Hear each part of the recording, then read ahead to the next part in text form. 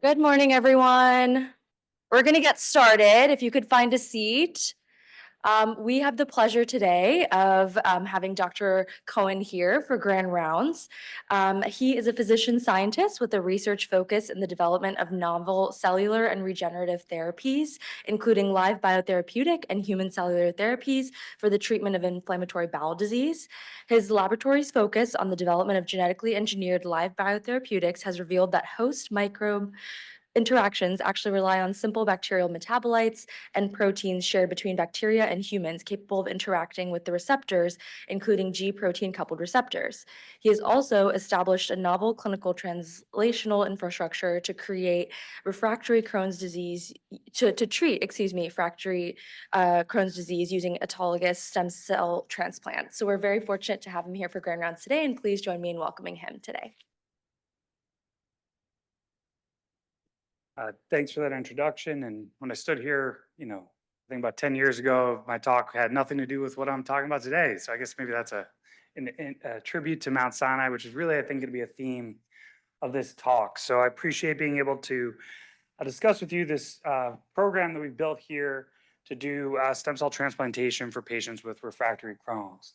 I have one disclosure, which I'm a consultant for Orchard Therapeutics, which is focused on gene therapy and Crohn's disease. So the objectives today is we're going to first start by discussing refractory Crohn's, but really through this lens of establishing the need for stem cell transplant, because I think that this was really the crux of when we tried to establish this program, the barriers that were put up, which is not what people would think, right? You think there might have been other issues, but again, I think the environment here was such that, what we would have thought wasn't really the problem. Then we'll talk about our program itself, some of the clinical outcomes we've had, where we want to take this, and then we'll touch a bit on some of the work that we're doing in my lab, which is to really understand the mechanisms of stem cell transplant, but not just right now, but with an eye towards moving to the future and where we think the field can go.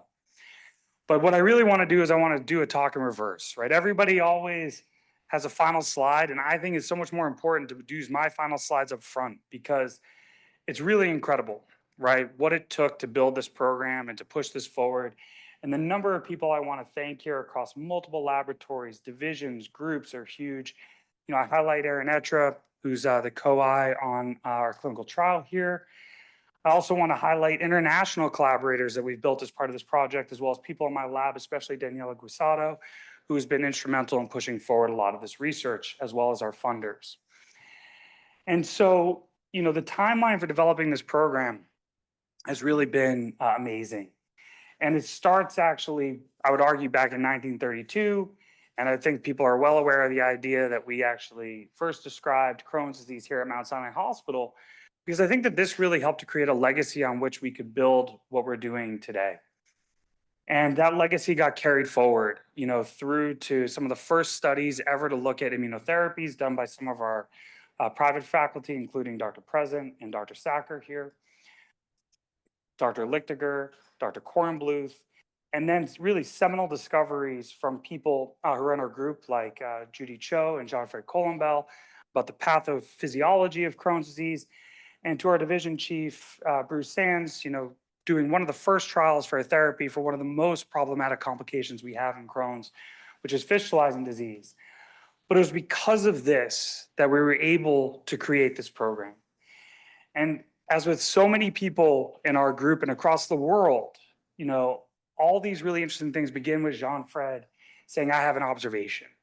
And this happened back in 2015. But the thing is, to have somebody at your group or in your division who's creative and thoughtful means nothing unless you have leadership that's willing to let you grow this. And this is the theme, right, of Mount Sinai. For all the things that we may or may not, complain about from time to time, this is a hospital of yeses. And so then they found somebody who had a little bit better hair than I have right now to say, yeah, we could do this thing. And, maybe I was a little naive at the time as to what it would actually take. But then the next key step was additional yeses, right? To go to your stem cell transplant group, to Dr. Levine and to Dr. Ferrara, and they are like, yeah, we can do this. And then again, having incredible leadership to say, yes, we'll dedicate resources to building this infrastructure. And then bringing on another younger person. This was Amir Steinberg. I think he might have been gray since he was like 10, But, and then now obviously my colleague, Dr. Etra, who's been incredible in building this program with me. And this took a lot, right? So 2015 was actually the first email that Jean-Fred sent to me saying, what do you think about this? We had to bridge the IBD center, the stem cell transplant program, using Miriam Murad's incredible immune monitoring core to collect samples, bringing in colleagues from infectious disease, palliative care, psychology, social work, nutrition, all to be able to create a clinical infrastructure to navigate patients not only locally, but we do this nationally, to support patients at every stage of stem cell transplant, to ensure their clinical and safety outcomes, and most importantly, to develop a clinical and scientific protocol to not just say, hey, we can do this, but we can make it better. We can push this into the future. But the crazy thing was, despite all these yeses, the biggest hurdle we still have to this day comes from this question. Is there a need for stem cell transplantation? And so the perception of Crohn's disease treatments is built from this chart, right? We look here on the left side, we see this beautiful intestine where our immune system and the bacteria are living in happy harmony. And on the right side, we see Crohn's disease where this system goes awry and inflammation is all out of control and we're destroying the intestine and it manifests with the symptoms that we recognize today. But we would say that we're in a golden age of Crohn's therapeutics. Look at all these drugs that have been approved in the last 10 to 20 years. We're doing amazing. All these different mechanisms, shutting down cytokines, left and right, trafficking molecules, we're good. But the reality of Crohn's disease treatments is not that, despite what people think. For one of our best therapies, which remains for an anti-TNF, if we look at the percentage of patients that go into clinical remission, we're looking at about 60%. If you take those who fail and you move them on to a second line therapy, maybe an alpha 4 beta 7 or an IL-23, you see the response rates drop off dramatically. And then we waited eagerly for 10 years for a new therapy to come to market. And finally, the JAK inhibitors happened and it was better, but only 40% of those failures actually respond. So what does this mean? What does this translate to? It translates to about 115,000 people in the United States for whom our therapies are not effective.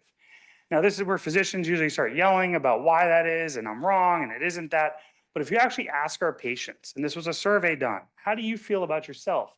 18% say they are severely disabled. And that is a huge disconnect with what I think most people think about Crohn's, especially for the patients that walk into your clinic. So what do we do with these refractory patients, right? And it's incredible that no one has really systematically addressed this. And so this is actually one of the only topical reviews that's been put out, and this was back in 2021 by our colleagues over in Europe, saying, how do we approach these patients? The first thing they did, which is actually super important, is they just defined it. They said refractory Crohn's means we tried everything, they're not working, and they're not amenable to surgery. Surgery is not a failure, it's a treatment. Now, it's the right treatment for the right patient at the right time, but sometimes our patients get to the point where we can't operate. This is what we define this cohort by. So what do we do first? We have to make sure they're a treatment failure. And this is a huge part of the first visit I'll do with patients. And basically what we're doing is we're reviewing their history. So here's an example of the history of Crohn's disease where we see infliximab, right, our first and greatest biologic. A lot of our patients just stop the drug at some point for no reason. You know, they had a misconception about it. They were worried about this. Insurance was a big one. And for those who just stopped, you can actually restart it and they do really well. You know, we can have 50% of them really maintaining. However, if they failed the drug, they do not respond again. And this is going to be an interesting theme we're going to come back to later on in the talk. So the course of Crohn's is complicated. It's not just about the disease itself, but about the history of the way we approach medication. So we have to go through all of this when we first meet a patient. But the other thing, which we deal with all the time, especially as we're fielding calls from the ER, is they're like, oh, I just want to give this guy prednisone. You're like, no, not all that causes Crohn's symptoms is inflammation, right? There are other causes of persistent symptoms. And as Crohn's physicians, this is how we think of the disease, right? We see inflammation, and inflammation's coming in spurts, but over time, patients are accumulating damage, right? They're accumulating things like strictures, fistulas, they are having surgeries, they're doing other things that are impacting their bowel function that has nothing to do with inflammation. So inflammation is not always the cause of symptoms, and this is another huge part of our evaluation. And we have to make sure that we're not dealing with other problems that you do not want to treat them with immunotherapy for. So once we're assuring that they're treatment failures, then there comes to this whole conversation about off-label use. And it is incredible the things that people will try. I always talk to patients about, oh, complementary and alternative. I'll even make a joke. You could drink yak milk. And sure enough, I had a patient that said, oh, I've been trying that. But this is actually a systemic thing. People feel hopeless, right? They're willing to try anything. And it's incredible to me that to this day, these often toxic, ineffective things with limited medications, people are willing to embrace. Perfect example is thalidomide. We still hear about this, right? Here's a study that was done back in 2016 in 70 patients. 90% of them are refractory to infliximab. And they're like, look, some people respond to it. This is insanely toxic. Of all those who even started, 90% of them have to stop it, usually due to nerve toxicity. And yet somehow this still gets brought up, even though they lose response and it's highly toxic. So most of the time, this isn't an option. What about referring them to a clinical trial, right? This is super important. We showed here that if we took 206 consecutive patients seen at our center, 30% actually wouldn't qualify for a trial, partly because of medication exposures, other comorbidities such as strictures. And if you actually look at these patients that would not qualify, and then we gave them infliximab anyway, 40% of those end up going on to surgery, right? So even though clinical trials are an option, they're not an option for all of our patients. And for a lot of our patients who sort of are on that borderline, they may not even offer the help that we would hope it would offer. And other things that our patients deal with, especially patients with ostomies, that is a non-starter. And then now we have patients that have even more medical failures. So what's next, right? We wait for the next therapy. This is a recommendation, right, from a group. Just wait. So we waited, and it worked for some, but not for all, not even close to for all. So then what? We talk about genetic testing, right? This is always something interesting. Oh, we can sequence people. But the reality is we don't really pick up much often. What we are looking for, and this is really important for people to realize, there are these monogenic forms of IBD. We really are better off calling them IBD-like diseases. These are immunodeficiencies. They do have treatment differences. When should we think about this? We should think about this in people with really early diagnoses, definitely before the age of 2, definitely before the age of 6, probably. If you see people that have multiple infections, people that have really weird other inflammatory features, early onsets of cancer, all of those are important, right, to take this up. What I would say is you can now send exomes clinically. Don't do that. There are great panels. They're much easier, much more reproducible. If you want to do exome sequencing, work with your geneticist. It's much more complicated. Then we see this now, right? And we see this across a ton of different immune diseases. Oh, we're going to give them dual therapy. We have all these biologics. Really what we were just missing is the right mix of these things. Put them together again. And this is where you have to be cautious as practitioners. There's a difference between prospective studies and biologic naive patients. We see here a couple examples from Crohn's or colitis where they combine two different therapeutic modalities, and the combination was better than either one of them alone potentially. But in patients who never were on a therapy, that is very different than what we start to see in these meta-analyses, the dreaded meta-analysis that comes out, where they're like, look, we looked at 245 patients. This was an article about this, and they're trying to say they're refractory, but not even all their patients were refractory, right? And then when you dig in and you look at the individual studies, you realize that for most of them, they actually hadn't even been on one of the drugs, right? It was really a new therapy for them. And if you looked at their endoscopic response rates, so 40% of these patients respond, and then you dig into that trial, again, of those patients, 7 of them had actually responded to that drug before. So they actually fell into that first study. So we basically just did a repeat of that study we already know that worked, right? If a drug worked for them before and you stopped it, start it again. So this is not refractory Crohn's, right? The idea that a patient fails drug A and fails drug B, but A plus B equals something good is probably not likely. So now we're waiting. And then what happens? This is the problem. What happens is that when we look at our patients' risk of having bowel failure, right? Their intestines no longer absorb water and nutrients. There's a risk of our patients starting TPN of about 5%, and it increases steadily over time. And the worst part about it is we say, well, you know what? Our drugs are better. They're not going into bowel failure because we have better drugs now. It's actually the opposite. More patients are going into bowel failure because of progression of their disease and the need for surgeries. What we're better at is not letting patients get to the point of an abdominal catastrophe where their guts explode and we have to remove a bunch of bowel. So that we're good at now. But we're not necessarily changing the course of the disease with a lot of these medications, at least for some of these more severe patients. And what does that mean? Once somebody's in permanent bowel failure, your mortality is 13% of 5 years. So you're looking at 3% per year. So what do we do? In 2010, they started making observations. Thankfully, we have incredible colleagues in the cancer world who do really well thought out trials. And they said, look at this. For all these autologous transplants, it doesn't make a difference what disease we're doing, these patients are getting better. Then we have to give credit when credit's due. One of the stem cell transplant docs out in Chicago started doing this for immune diseases before anyone else. And he actually showed even in Crohn's, they were getting great response rates initially back in 2010. So to just take a second, before we get deeper into the talk, we're talking about autologous stem cell transplant here, right? So autologous stem cell transplant gets divided into two phases. We have a mobilization phase. This is where we're collecting the stem cells. This is why we do not always call them bone marrow transplants anymore, because we don't have to go into the bone marrow, right? We can mobilize the stem cells out of the marrow. We can do it through a variety of modalities. We can then collect the stem cells, we freeze them. You can play with the stem cell graft if you choose to. You can deplete other cells, you can manipulate them, as we'll discuss later. And then before you give the stem cells back, we do conditioning, right? That's where we give chemotherapy to deplete the native immune cells before we give the stem cells. Now, why was this ever developed? This was developed because chemotherapy is toxic, right? We needed to give a certain amount of chemotherapy to cure cancer, but we didn't want to wipe out their immune system by mistake. That's where this began. So really the question is, why would this ever work for Crohn's disease? Why would it ever work to give people a lot of chemotherapy and then just give them back their own crappy immune system? The answer is, when we think about why Crohn's treatments work in the first place, right? We think that we are just targeting this dysregulated immune response, and that if we calm it down enough, patients can do okay.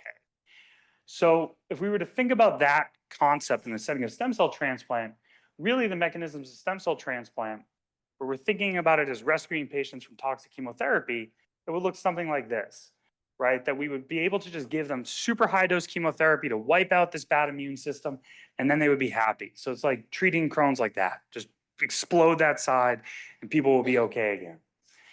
So this was the premise that we began the trials in Europe that got published in 2015. So that 2015, there's a reason for that date. And so again, they chose this protocol. This is how they were going to mobilize the stem cells. This is what they were going to give to wipe out the bad immune system in Crohn's. And these are the factors that determine risk and efficacy, right? So the stem cell doctors know this, right? These are the combinations of things that will impact your transplant outcomes. But we have to learn this language. Why were these chosen? No real reason, right? There was some thought process. Maybe this one will wipe out these cells. They wanted to use cyclophosphamide. They were worried about GCSF, but we didn't have a ton of data here, but they were chosen. So how did they structure this trial?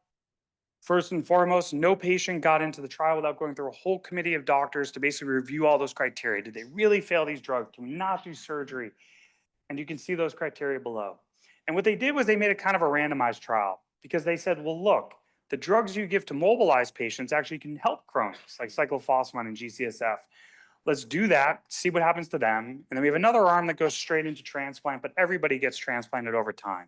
So they could compare and contrast. Now, one thing to point out, right, not a ton of patients. We're still only looking at about 45 people, but this took, I think, 13 centers in Europe, almost like 5 or 6 years to do. We've matched this almost at Mount Sinai in a similar amount of time. But these are not patients that would have qualified for clinical trials, right? Ostomies, operations, and yes, the Europeans like to smoke. But when we looked at the standard trial outcomes for this, it was incredible, right? We saw endoscopic responses in almost 90% of people. And to put that in perspective again, compared to where upadacitinib would have been, we see how dramatic this is in this incredibly refractory cohort. So that's why back in 2015, John Fred said, why are we not doing this? What is going on here? Why are we so behind our European colleagues? I'm at Mount Sinai. Everybody is so sick. I've never seen Crohn's like this anywhere in the world. We should do this. And the answer was because people still were resistant. That this study suffered from the abstract problem, which is that people don't read beyond the abstract. And it said it didn't work. So no one bothered to read the paper. And what was the reason for that? It was because they tried to make this study about cure. The patients would have no symptoms, no endoscopic disease, and on no medications. And that was never a realistic outcome, because you had all these patients that had surgeries and ostomies. They're going to have symptoms, but it's not due to inflammation. And when we looked at our real outcomes, it was incredibly effective. The other reason is people said, well, look, it's not long-term, right? Patients are going to go through this insanity of a transplant and they're just going to recur. Now, this is weeks, right? So for the first 2 years, patients do great, but yes, they do recur. However, what this group showed us was something super fascinating, that these patients, in study after study has shown this, if you actually fail a drug, you cannot start that drug again. It does not work. And they show that over time, in these transplant, only in these transplant patients, you could restart their medications and they would actually do really well.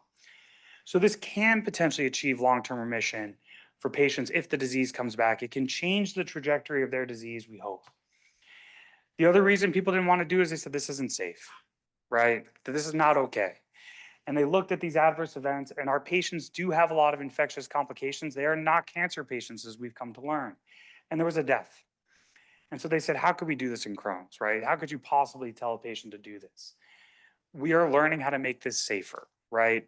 We are involving our infectious disease colleagues. We are tailoring antibiotics. We're learning how to do really interesting surgeries that you would never do outside of transplant to make transplants better.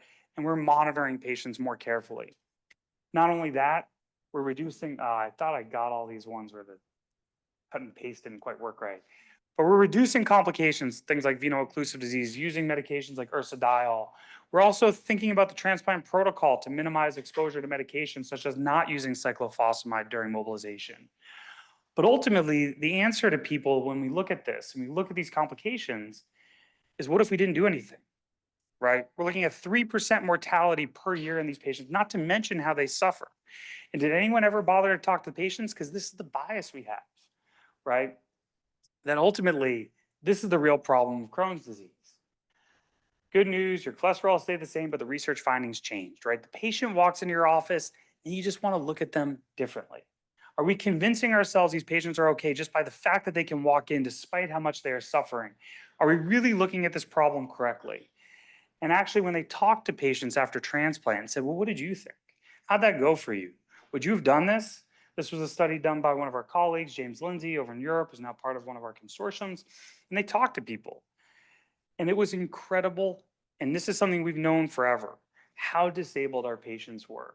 That they talk about being so socially isolated that they can't do anything. And that for them, they've tried it all, right? They said yes to everything and nothing has worked. And they really felt like this was one of their last hopes. And they didn't want to miss this opportunity. When they talked about the risks and the benefits, this is why the physicians are so important, is they turn to their regular physician. They say, what do you think? And if they don't know anything about it, they're not going to get the response they want. They were more worried about things like fertility. The death in this trial happened really early. They knew that, and it didn't really affect their perception. And that was almost universal. And then for the recovery, the hardest thing for them was when the disease came back. But even then, they still viewed the experience as positive. I think we do an even better job now because we can set the expectations. We've learned from them to say, look, we're not going to cure you. We hope we will. But for a lot of our patients, we can change the trajectory of your disease. This is going to make a difference.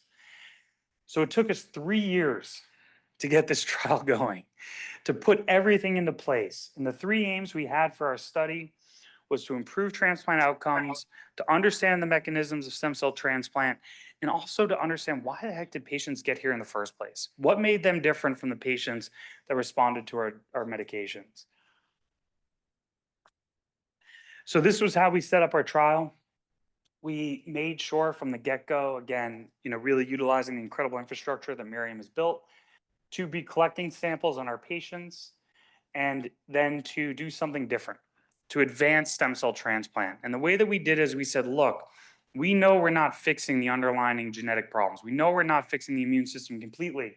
But what if we restart patients on medications immediately? And so we chose to put people on vedolizumab exactly at the moment of engraftment. And why'd we do that? There were 2 thoughts. One is that when we harvest the stem cell graft, we have stem cells in there, but we also have other cells. And some of those in our Crohn's patients may not be happy ones. And so vedolizumab acts by blocking intestinal trafficking through alpha-4 beta-7. So maybe we can interfere with that happening. But the other thing that we also thought was really interesting, that's the subject of work from Saurabh Mahandru ongoing, is that vedolizumab may actually help to sort of freeze the immune system in time in a way. That as cells get stimulated and they traffic out of the intestine, that they don't get a chance to come back, right, and continue to cause problems. So maybe this would be an incredible drug for the prevention of recurrence as well. What is the brand name for? So you obviously can't read that table. I'm going to point out the key parts. 33. That's our average age. They've peeled through all of these medications for 33. They've had this disease unresponsive to treatment on average for 10 years. So picture living 10 years with symptoms like this. 3 resections, not little surgeries, bowel resections. That was our average for our patients. 3 patients were already in bowel failure, right, on TPN entering our trial. And when we think about multi-refractory, and we think about the original study, right, which was done in Europe, the ASTER trial, they'd only really had TNF. Our patients had failed everything. And, JAK inhibitors got approved halfway through our trial, but most of our patients had also failed the JAK inhibitors. And what happened, right? We see 2 different disease activity scores. This is the Harvey-Bradshaw Index. Our patients felt better by 6 months using 2 different scores. And more importantly, every one of our patients had a decrease in their endoscopic score except for one. And what does that look like? An endoscopic response rate of almost 93%. I mean, that's incredible. And the thing that was super cool about this was similar to what we had seen in Aztec. So in other words, our patients, even being sicker, still respond to transplant the same way, suggesting stem cell transplant is acting in a way that none of our other medications probably are working. So it's a truly unique therapy. Just to show you what this looks like, our patient pre-transplant, the top screen, I think anyone can appreciate all the ulcers everywhere in their small intestine. And this is what it looks like throughout everything. And after transplant, total healing, right? Not a single ulcer in sight. And this is not an uncommon thing that we see. So the other thing, these outcomes that we've never thought were achievable, all 3 of our patients came off enteral nutrition or parenteral nutrition. 3 of our patients where all we could give them was just chronic narcotics came off. We've only had 1 Crohn's disease related surgery in 28 years of follow-up. And 11 of the 11 patients we were still following here past the 3 years of our study still remain in remission. 5 of them still on vedolizumab. Others, we had to restart other therapies. 1 patient's on nothing. So ultimately, this was a huge thing for us. We're now up to about 27 patients we've done. And again, navigating patients all throughout the country. We've now helped the Mayo Clinic build a program. We're helping Chicago to build a program, and potentially now coming up at Mass General. And so what happened in 2018, right? We got started, we got the clinical program going, but then in 2021, once we could show people that we had the feasibility, we were able to move on and to start to think about the science of stem cell transplant. And for this, I really want to thank Judy Cho and Ron Hoffman, for lending support as my lab started to do things that it had no business doing, right? Suddenly becoming an expert in hematopoiesis, thinking about a lot of these advanced methods for somebody that was really coming up as a microbiome researcher. So what made this unique was we really wanted to think about how do Crohn's treatments work. And I think that the only universal thing that we could really look at is that all of these target a dysregulated immune response. And so that doesn't totally make sense to me, right? Because we have this observation that once they failed one drug, the chance of success for the next drug goes down. So ultimately, this kind of leads to a thought experiment, right? Which is that as we develop new therapies, one problem is that maybe we just keep missing inflammatory pathways. But then you wouldn't expect to see that, right? That if a drug works in 50% of the patients and you fail a drug that works through a different inflammatory mechanism, it should still work in 50%, but that doesn't happen. That the second you failed one drug, your chance of responding to the next drug goes down by almost half. So is this really about just missing inflammatory pathways? Or is it possible that refractory Crohn's disease may have nothing to do with inflammation? Or, in part, I speak in hyperbole sometimes, but that it may not be as important as we think it is. So when we look at these things, and I always present this figure, and I love this figure, there's the other half of the figure, right? Which is the idea of a healthy state. That when we put patients on our medications, we make an assumption that when we tamp down inflammation, the body will now naturally restore itself, that the healing systems, the right cells come back, inflammation dies down, we rebuild the intestine. All these things have to happen so long as we just pull the inflammatory signal away. So ultimately, the traditional thinking of stem cell transplant looking like this, right? That we are just able to give tons of chemotherapy, that's the key, is building into that hypothesis. And once we're done with the chemotherapy, the body's just going to rebuild itself and everybody will be happy again. But people also were talking about this idea that it's an immune reset. And I think they were describing that picture as an immune reset. But when I was thinking about this, I was like, what does that actually mean? Because I don't think it means that. And I don't think that's what people think it means. But what they're really saying is that first, we are eradicating inflammatory intestinal cells. But the second thing they're implying is that the stem cells are restoring a healthy state, right? That the stem cells are helping to restore healthy intestinal immune cells. That to me, that's what an immune reset would mean. So this isn't stem cell transplant as a rescue therapy. This is stem cell transplant as a cellular therapy, right? So a different way of approaching it and thinking about this concept. And so ultimately, if we really think that's the case, then we have to understand first, can we deplete resident cell populations in the intestine, right? How does our conditioning chemotherapy work, right? That becomes important to really think about how we want to tailor that. And the second thing is we need to understand how the stem cell graft provides the right progenitors to replenish the resident populations, right? This is the concept. So has this ever really been done in cancer, right? The cancer doctors are always like the first, they're out there doing stuff, but has this been done? And the answer is they've almost never looked in the intestine, right? That there are some studies that have happened more recently where they say, oh, how does the immune system reconstitute here, especially worrying about GVHD. And the studies of the autologous grafts, again, very hard to do, but few studies are actually looking at that graft function. A lot of it has happened in allogeneic transplant. Even then, it's unclear a lot of the factors that dictate how well those foreign cells can take hold, where they go, what are the roles of accessory cells, and things like that. So ultimately, a lot of the studies we had to work from really were studies of the circulating immune reconstitution, right? We didn't have stuff that were site specific. And we know immune diseases, whether it be rheumatoid arthritis, scleroderma, Crohn's, these are tissue specific diseases. These are not about circulating immune cells. And we've known forever that just studying the circulating immune cells in Crohn's, we miss the whole picture of what's really happening in the intestine. And the other thing is that no study has tried to sort of bring this all together, right? Look at these stem cells that we're giving patients, understand where they're going and what are they doing, and try to create a hypothesis. So we really set out to understand stem cell transplant as a cellular therapy when we developed this protocol. And a big part of that was we wanted to understand, one, how do the immune cells in the blood and the intestine reconstitute after the transplant? And two, and this was something that people had never done, to study the stem cells, to study engraftment, to understand how do stem cells drive the immune reconstitution events. So first, we'll talk a little bit about what we did to look at immune reconstitution. There's a tremendous amount of science that's gone into this. I'm showing a few key slides. I will be thrilled to go through a lot of other stuff in detail with people if they want to afterwards. But the idea in our mind when we set out is that there is an immune reset. We should see changes in immune cell lineages. And what do I mean by that? This is, again, thanks to Ron Hoffman dealing with my ignorance, starting to think like a hematologist, right? That immune cells develop in a certain way, starting with stem cells, and then they go down these trees. Now, we are learning that this tree is not as simple as this, but the idea that we wanted to bring was not only this development down these different lineages, whether it be myeloid or lymphoid, but how these cells then traffic to the intestine and what happens there. So one of the first ways we did this, and again, truly thanks to Miriam for creating this infrastructure for us, we used CyTOF to allow us to create a massive panel to profile immune reconstitution.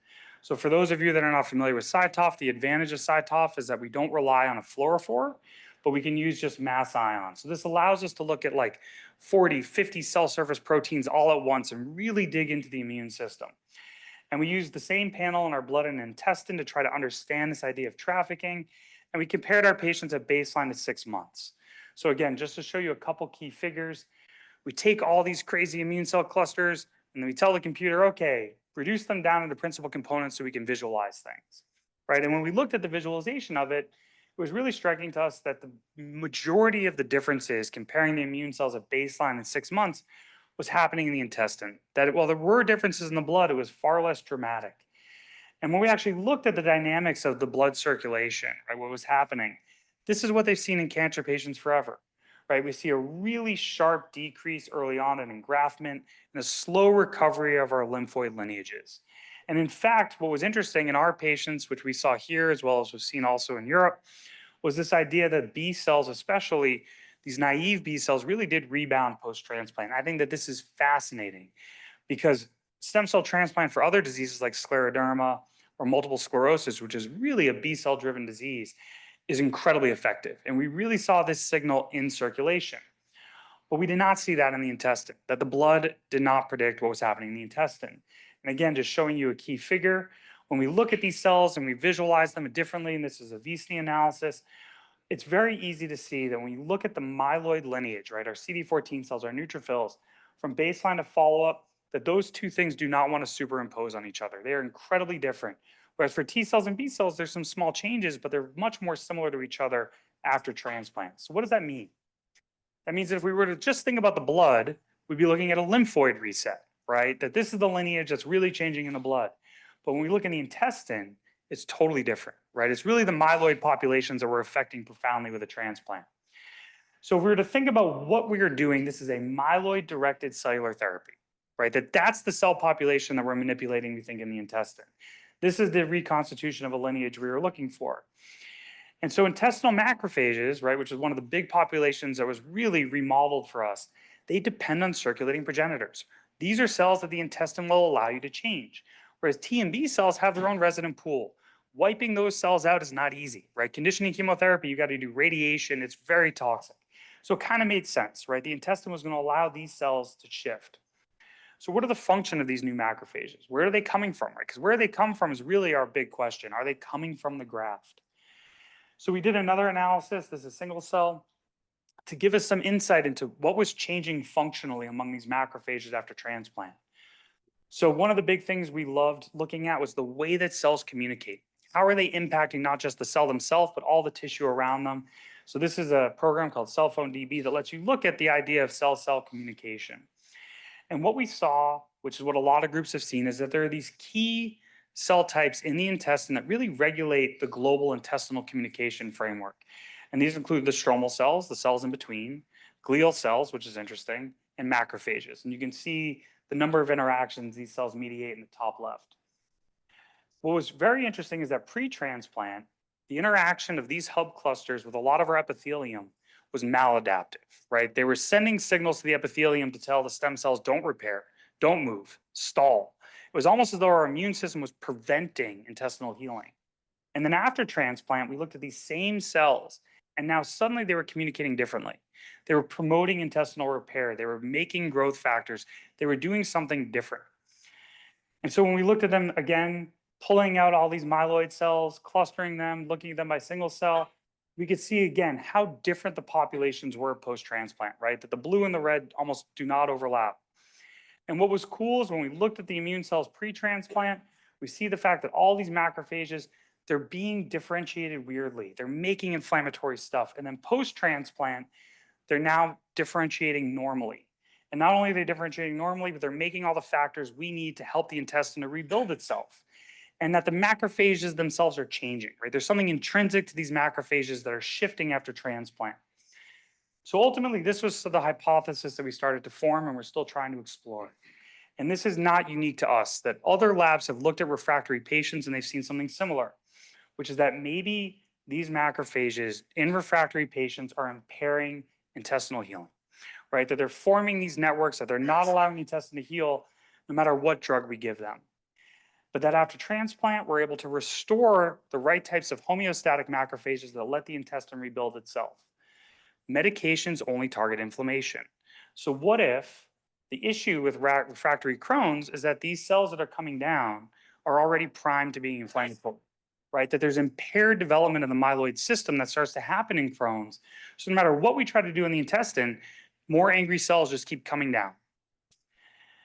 Does stem cell transplant restore healthy myeloid development? Is this maybe the thing that's been missing in our therapies? So we started to look at the stem cell grafts to start to begin to ask these questions.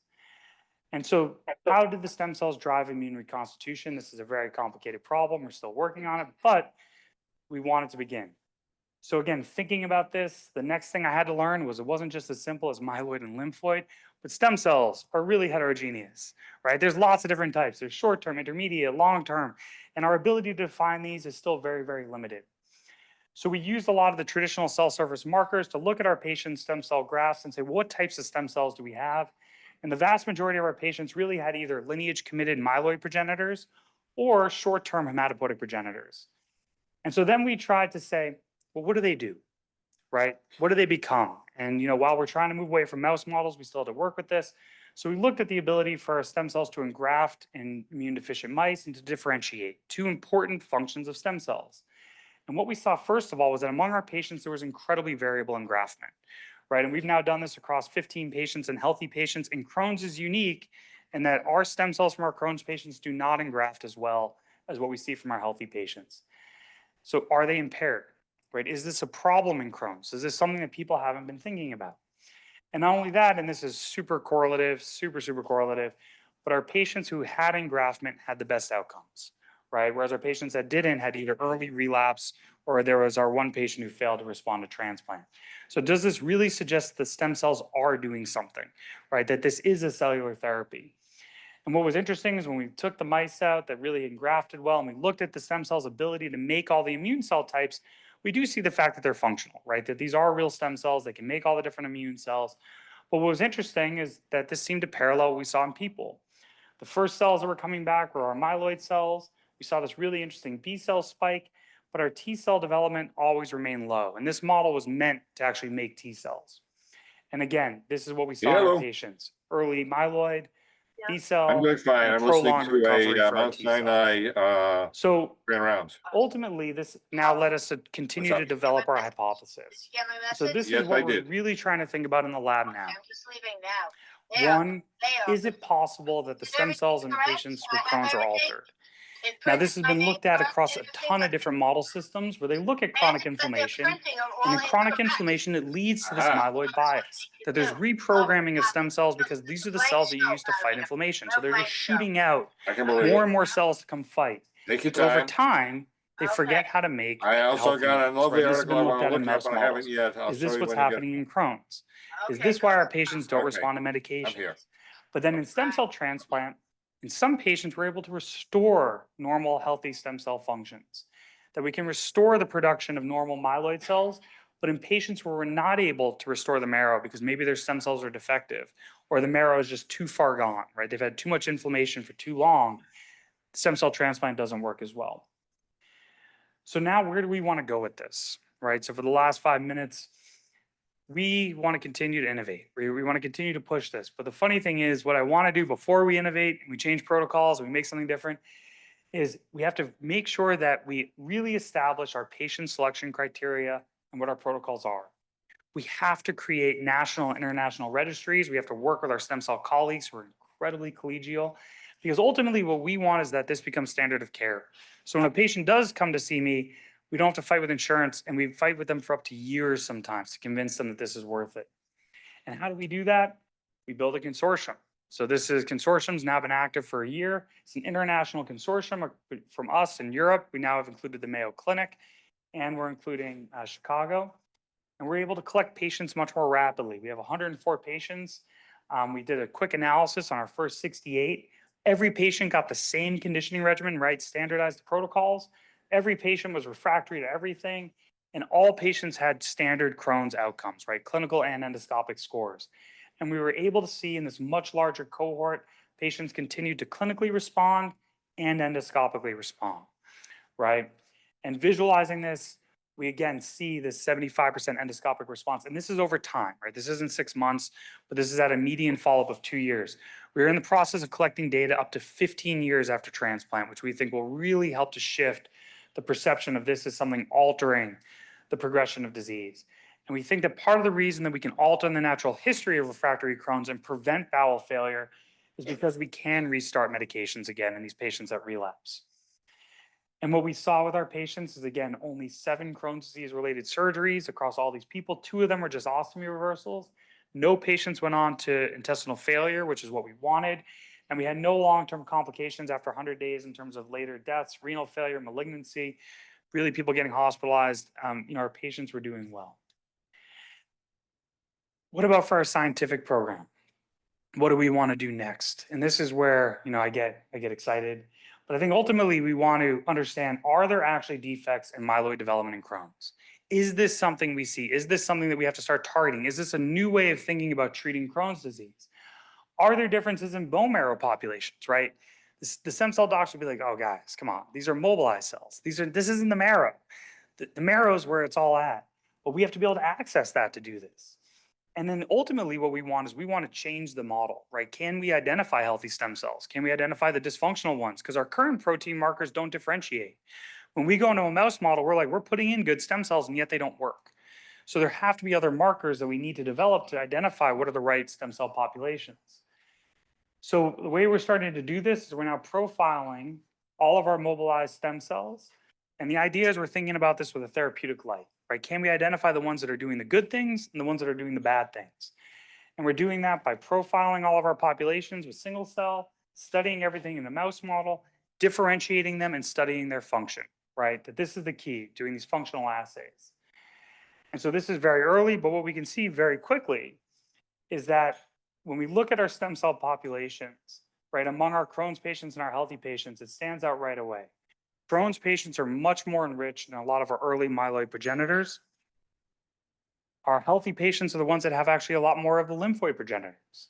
And even within our bigger progenitor clusters, right, our real stem cell populations, we see the fact that our healthy patients and Crohn's patients have distinct populations as well as distinct proportions of these cells. Then what Daniela in my lab is doing, she's a pediatrician, a gastroenterologist, and I just want to highlight her again as really being an absolute star. She is now working to understand also the bone marrow niche. So again, Mount Sinai is a place that it's a big institution. Every big institution has their stuff, but they are a place of yes. We went to our endoscopy people and said, hey, when someone gets a colonoscopy, can we do a bone marrow biopsy? Sure, why not? We go to the IRB, we say, hey, we're gonna do this, we're gonna explain this. Yes, we wanna do this because you've shown us that this is something that's important to do. So we are now in the process of getting ready to start doing paired biopsies of the bone marrow, the intestine, and blood from patients all at once, so that we can start to build this model of how do stem cells traffic and what are they doing and what are they differentiating to become.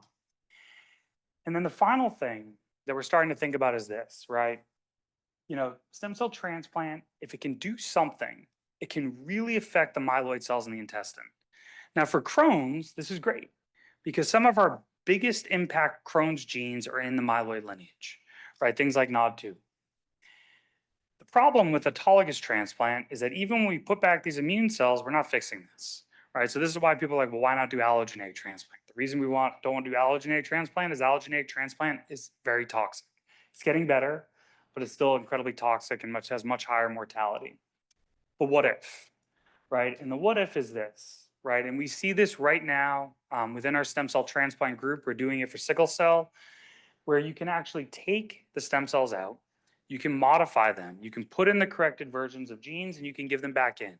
And there are clinically approved products for this in Europe and soon to be in the US for treating immunodeficiencies, for treating sickle cell, for thalassemia. So the question is, can we do this for Crohn's? The other thing is we don't maybe necessarily even need to consider the transplant itself, that we have new ways of even looking at the delivery of these payloads through things like lipid nanoparticles that might allow us to manipulate the stem cell niche without even having to worry about doing the whole transplant. So what if you put somebody on immunotherapy and at the same time fix their stem cells in the bone marrow in vivo using things like lipid nanoparticles? So with that, I will say thank you. You know, I really think that it's this institution that allowed us to do all these amazing things and to have an impact. So I'll open the floor to any questions.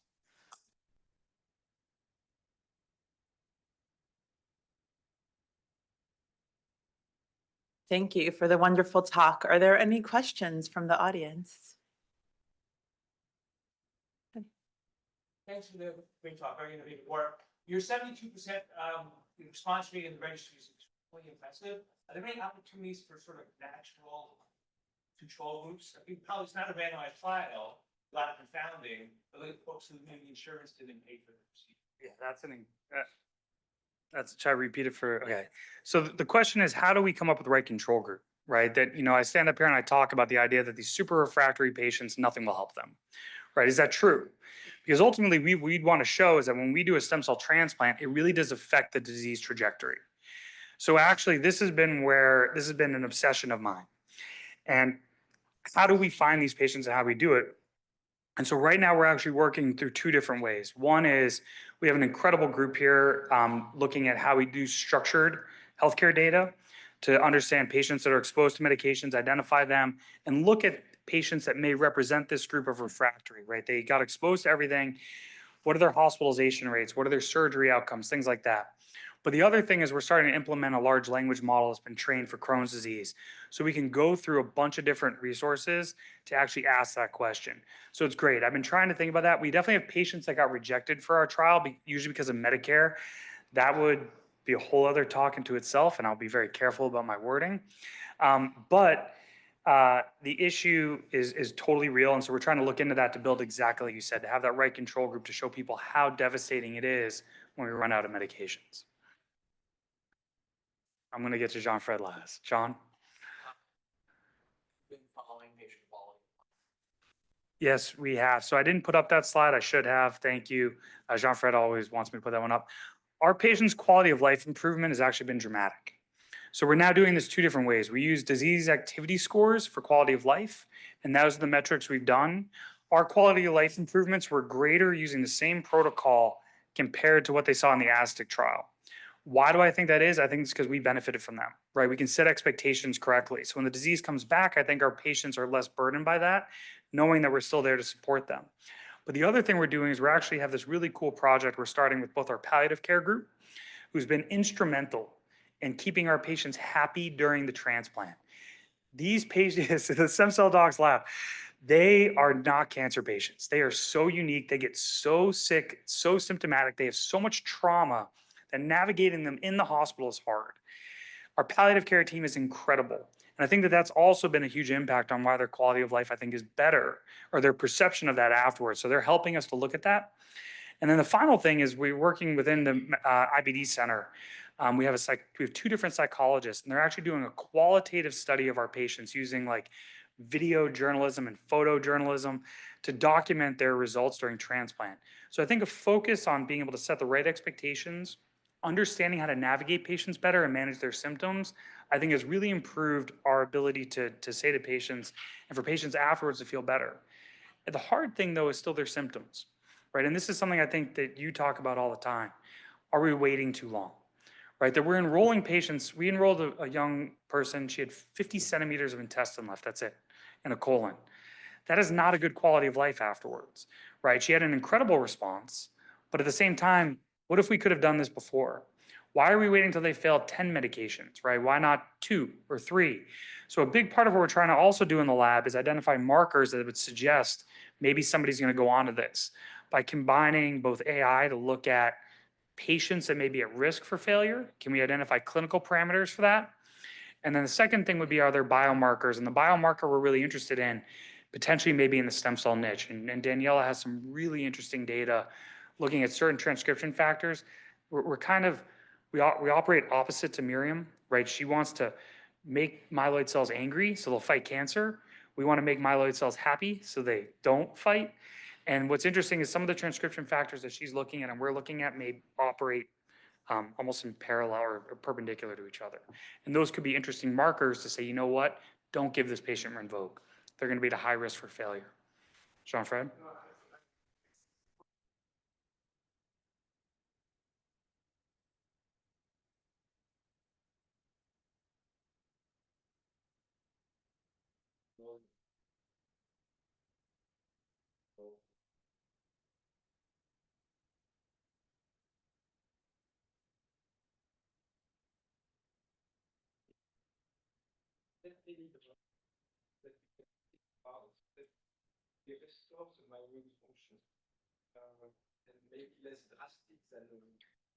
Yes, so something that I'm fascinated by came from the GVHD space, which is that there's a therapy that actually looks, in terms of manipulating myeloid development, right? So that's exactly what it does. Now, what was really odd with this therapy is that, they had this bizarre dose response curve. So, it's modulating, one of the CSFs, and at low doses, it did this, at a medium dose, it did this, and at a high dose, it did this. And I think what they're seeing there is the impact of, because it isn't just CSF1 or CSF2, it's a combination of these things in the environment. And so I think what's really interesting is there's an opportunity for us to consider that drug maybe as an avenue to do this. The other thing is, do we have to actually do the transplant, right? What if we just pull out the stem cells and if we understand the ones that are going to make a sort of a healthier population, why not just do that when you give Remicade? Right? Is there a component of where we could do these two things together? So there are therapies that are looking at myeloid development. I don't know if that one will end up getting approved for GVHD or not, but could. And then the other thing would be to consider how to actually impact the marrow niche itself, or to consider a duality of therapy. The final thing we're looking at are some of these growth factors, right? Because we know that a lot of these growth factors also impact myeloid development. So GLP is one that we're actively studying. We have a trial ongoing right now at Mount Sinai because we think that part of the way that the GLPs may work is actually to impact myeloid development in the intestine. The other one which we're super interested in is IGF-1. So trying to think about how we can engineer, because growth factor therapy is a little bit different, right? We start to worry about off-target effects. So how do we make these things more specific to the gut or maybe to the marrow? Bridget?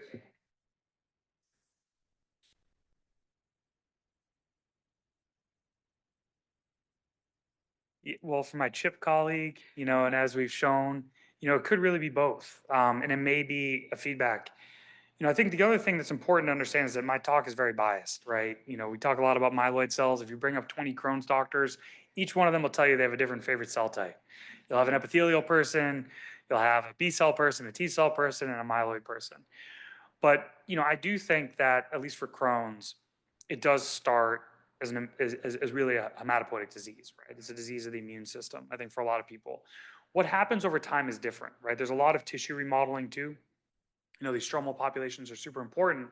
And then as you've shown, what may happen over time is like, is it possible that the stem cells start to repurpose, right? Are there accumulation to mutations? Are there clonal expansion? I think for some patients there can be, right? But I think the other thing which we're very interested in is epigenetic markers, right? That we think that some patients, it could be that there's actual mutations that then lead to clonal changes, but in other patients, it may be an epigenetically reinforced phenomenon.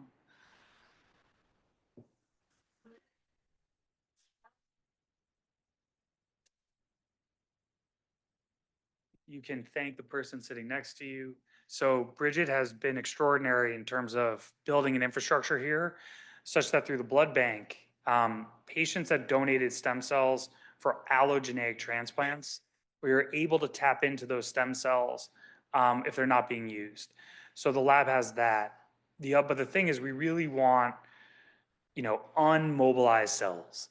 So that's why we had to develop this protocol. So hopefully there will be some 45-year-olds, if anyone in this room wants a colonoscopy and is okay with a bone marrow biopsy, we can do that. We're going to be willing to agree to allow us to look at their marrow and also to look at different Crohn's patients at different phases of their time. So we have the healthy mobilized cells, thankfully, because of the protocols we have here at Mount Sinai to access them through the blood bank.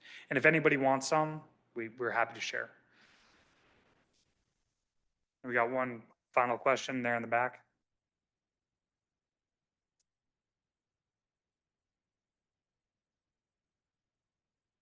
That's great. Yeah.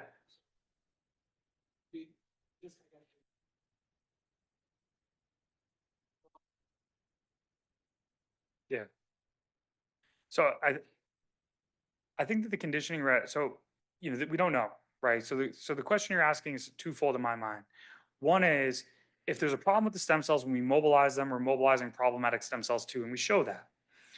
So that's one thing. So when we transplant, we're transplanting back potentially some bad stem cells. The second thing is, well, what happened in the marrow? So what's interesting is that other studies, and we're trying to look at this and model this now in the lab, show that some of these stem cells that have been primed through inflammatory pathways are actually much more chemosensitive. So it could very well be that having some aspect of myelodepletion is important for creating not only room in the marrow, but for depleting some of these resident bad populations. The other thing, which one study has shown, is that these inflammatory prime stem cells, they don't freeze thaw well. So there could be a huge irony to the success of stem cell transplant for Crohn's disease, which is just the practicality of the protocol, that we have to freeze these cells before we give them back to patients. So what we're looking at now is we have actually cells that we harvested immediately from the engraftment procedure. So when patients are hooked up to their pheresis machine, we profile those, and we have the profile of the cells that are coming out of freezing to try to answer that question. But your question's perfect. And then the other thing is we have to understand, what is the environment of the marrow, right? What are these other stromal cells? Myeloid cells within the marrow also dictate this environment. And that's why it's just critical that we have to stop guessing and, get healthy people to give us marrow. So great question. Thank you, guys.